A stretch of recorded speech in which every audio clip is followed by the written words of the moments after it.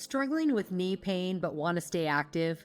Dr. Tammy Penhollow here. Did you know that people aged 45 to 79 who cycled at any point in their lives are less likely to develop knee pain or osteoarthritis of the knees? Cycling can be a game changer for those with knee discomfort, offering a low-impact exercise that strengthens muscles and improves mobility. Whether you're a seasoned cyclist or just starting out, I'll share tips for making biking comfortable and enjoyable for your knees.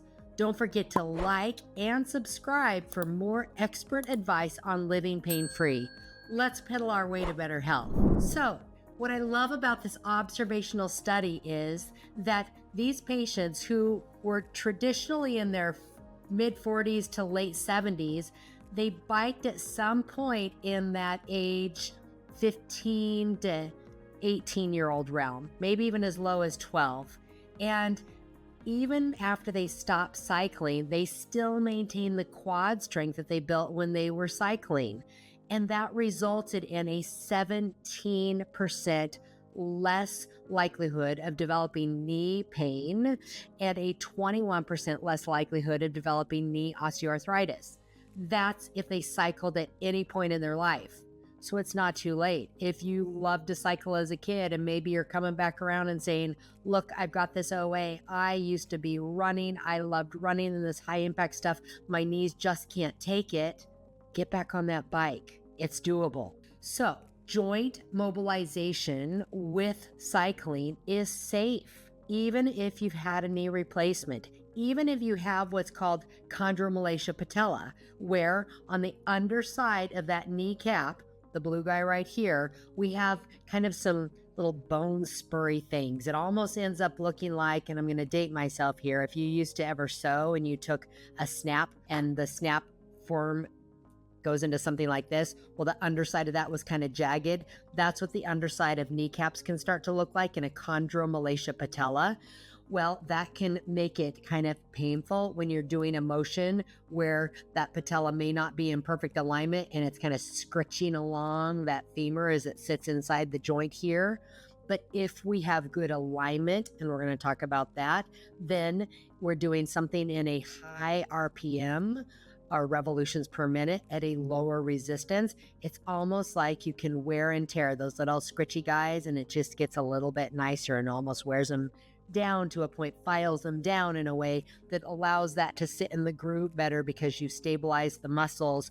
You are now putting that joint back into a normal, smooth motion and the patella is sliding beautifully like it should be. So it's doable even if you have a history of knee pain, knee replacement, or chondromalacia patella. It just means that you may need to modify some things. Like I said before, where maybe we're doing less of the low gears where you're standing up in the saddle and you're grinding and grinding and grinding versus something where you're more seated in the saddle, higher RPMs, and a lower resistance. And then you can change things up.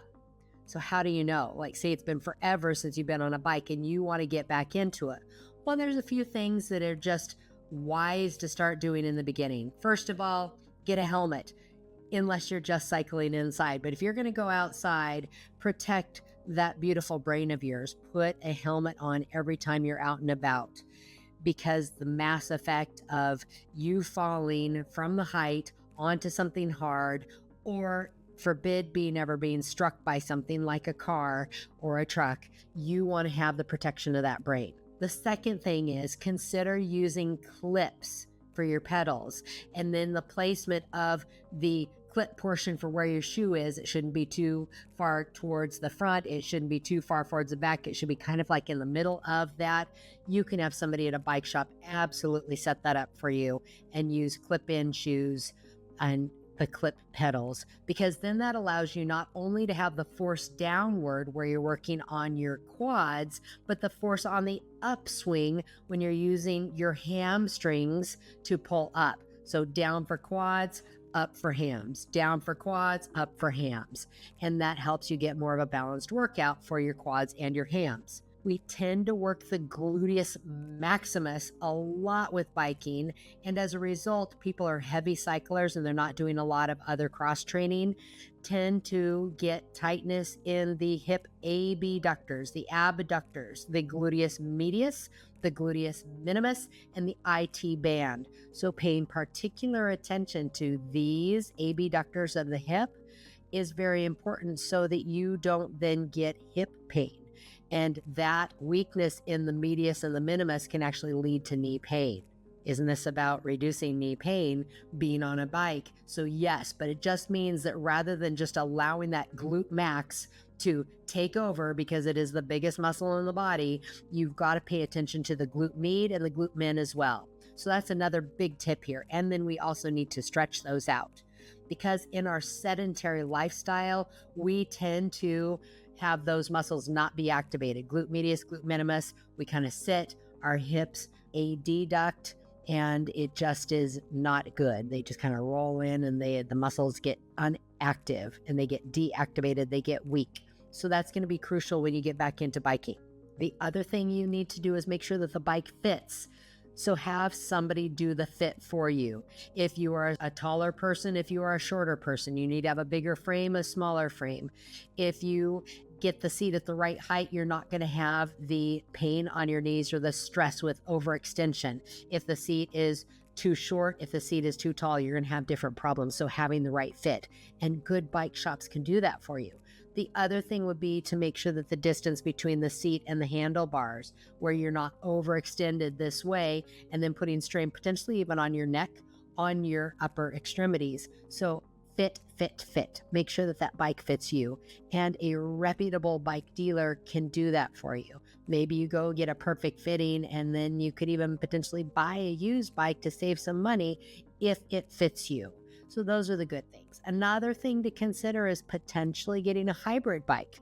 The hybrid bike's going to have tires that are in between the skinny little road bike and the big fat knobby mountain bikes. Unless you're just going to be off trail or just going to be on the road, having a hybrid might have just that little better fit for you, your seat, your tires, your handlebar length.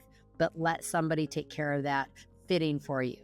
The next thing to do when you're starting out is a nice slow warm up and cool down, and only go as far as you think you can and then make it back safely. And don't do too much too fast, like starting any exercise program. Other things to consider are, well, maybe you start with a spin class, an indoor class, and you can let the instructor know it's been a long time since you've been on a bike. Maybe you go at a time that's not quite as busy, where they've got a room of 60 bikes and 60 riders and they really can't watch you. Or maybe you move up to the front. If this instructor is somebody who stays at the front and doesn't walk around the class and observe people and kind of make little changes and observations with each person, if they're up at the front just working out and like motivating everybody from the front, you may need a different spin class to learn from and to get back into the saddle of. So I love biking for knee pain. It is low impact. It is great cardio. It builds those beautiful muscles that stabilize the knee, your quads, your hamstrings, your calves, your tibialis anterior, which is the front part of your lower extremity. So we can really keep active. We can strengthen, we can stabilize, we can reduce knee pain, potentially even kind of grind off the little scritchiness of that underside of the patella in achondroplasia patella. And it's safe for people who've had joint replacements. If you have found any goodness out of this, please like and subscribe. If you have any questions about it, comment. I'll respond back to the comments. Love to see you out there on the bike trail. Take care. Bye.